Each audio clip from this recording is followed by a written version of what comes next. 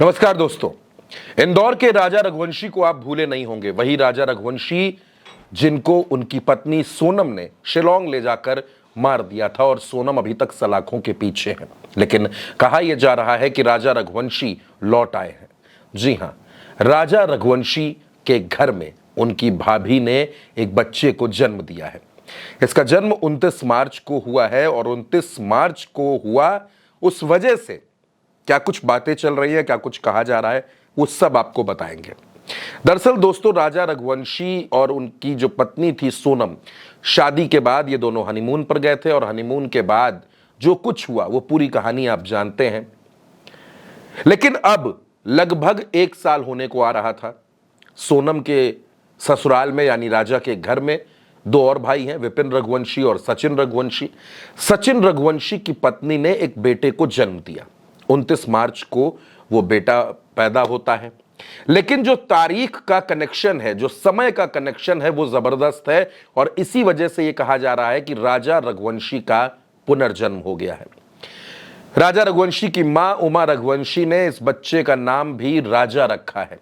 इसके पीछे वजह है, दरअसल उनका कहना है कि राजा रघुवंशी की जब हत्या हुई, जब राजा रघुवंशी का मर्डर हुआ, तो उस दिन 11 की तारीख थी, यानी कि एकादशी थी। और जिस दिन इस बच्चे का जन्म हुआ है उस दिन भी 11 ही थी। राजा रघुवंशी की हत्या दोपहर में तकरीबन 2:40 पर हुई और यह बच्चा 2:42 पर पैदा हुआ है। राजा रघुवंशी के घर वालों ने उस बच्चे को उसी कमरे में रखा है जहां राजा रघुवंशी रहा करते थे। परिवार वालों का यह कहना है कि राजा की जो बड़ी भाभी हैं यानी सचिन की पत्नी, वो राजा को बिल्कुल बेटे की तरह प्यार करती थी।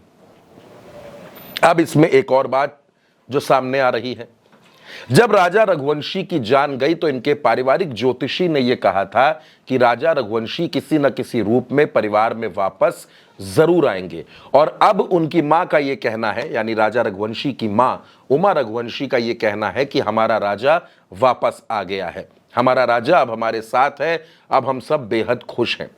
क्योंकि इस बच्चे को राजा रघुवंशी से जोड़ा जा रहा है और यह कहा जा रहा है कि यह राजा रघुवंशी का पुनर्जन्म है।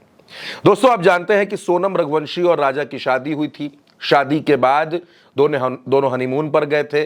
सोनम के ऊपर आरोप लगे कि उसने अपने पति को मार दिया था। तमाम वीडियो भी आपने उस मसले में देखे थे और कहा यह जा रहा है कि क्योंकि सोनम किसी और से प्यार करती थी, इस वजह से उसने ऐसा किया। वो जिससे प्रेम करती थी, कहा यह जा रहा है कि वो कोई और नहीं बल्कि उसके घर में काम करने वाला एक लड़का था, नौकर था, जिसका नाम राज कुशवाहा था।